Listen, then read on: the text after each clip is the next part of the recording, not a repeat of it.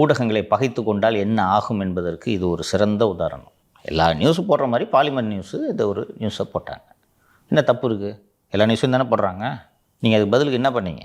எங்கேயாவது போய் polymer TV எங்கள் மேலே காழ்ப்புணர்ச்சியோடு இருக்குன்னு பேசிட்டு போனீங்கன்னா கூட பரவாயில்ல, விட்டு போயிடலாம். அந்த ரிப்போர்ட்ரு ஃபோனை விசிகே வாட்ஸ்அப் குரூப்பில் எல்லாம் போட்டு அவ்வளோ பேரையும் ஃபோன் பண்ணி அவனை கெட்ட கெட்ட வார்த்தையில் திட்ட வச்சு அவனுக்கு மிரட்டல் விடுத்து, ஒரு பத்திரிகாரனுக்கு ஃபோனு தான் முக்கியம், எந்த கால் வந்தாலும் எடுக்கணும்.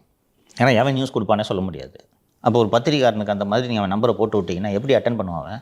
அதுவும் மேடைக்கு போய் பாலிமர் டிவி எங்களை இப்படி பண்ணுது அப்படின்னு திருமாவளவனும் விசிகவும் புரிந்து கொள்ளணும். அவங்க வேலையை செய்கிறாங்க. அப்போ யார் ஜேர்னலிஸ்ட்டாக இருந்தாலும் இப்படி ஒரு சம்பவம் கண்ணெதிர நடக்கும்போது அந்த விஷுவலை ஷூட் பண்ணாமல் இருப்பானா?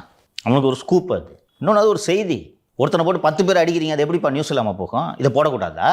அல்லது நீங்கள் சொல்வது போல் அவர் ஆக்டிவாவை எடுத்துக்கொண்டு ரிவர்ஸில் ஸ்பீட் பிரேக்கரில் ஏறி திருமாவளவனுடைய ஃபார்ச்சுனர் காரில் இடித்து திருமாவளவனை கொலை செய்ய முயற்சி செய்தான்னு செய்தி போட்டால் சந்தோஷமாக இருக்குமா உங்களுக்கு? தற்கொலைப்படை தாக்குதல். தற்கொலைப்படை, அது ரொம்ப முக்கியம். அப்போ சந்தோஷமாக இருந்திருக்குமா? அப்போ வாழ்த்திருப்பீங்க அவனை. அப்படி நீங்கள் சொல்கிற மாதிரி நியூஸ் பண்ணுமா? ஃபோன் பண்ணி பாலிமர் நியூஸ் சேனலுக்கு உங்கள் பொருளெல்லாம் அடித்து நொறுக்கிடுவோம் அப்படின்னு சொல்கிறாங்க சார். நொறுக்கிடுவோம்டா, உங்கள் கட்சியை நொறுக்கிட்டு இருக்கு அந்த சேனலில். வெறி ஆயிட்டாங்க. ஆமாம், இப்போ உள்ளே இருந்து எடுத்து போட்டாங்களே, உள்ளே போய் ஆள் அடிக்கிறானே, உள்ளே போய் பார்த்து அந்த வீடியோவை பார்த்து சார். உயிருக்கு பயந்து போய் அங்கே உள்ளே நின்றுட்டுருக்கான். உள்ளே போய் அவ்வளோ பேர் இருக்கும்போது அடிக்கிறது கை வாங்குறான் பற்றி அவன்.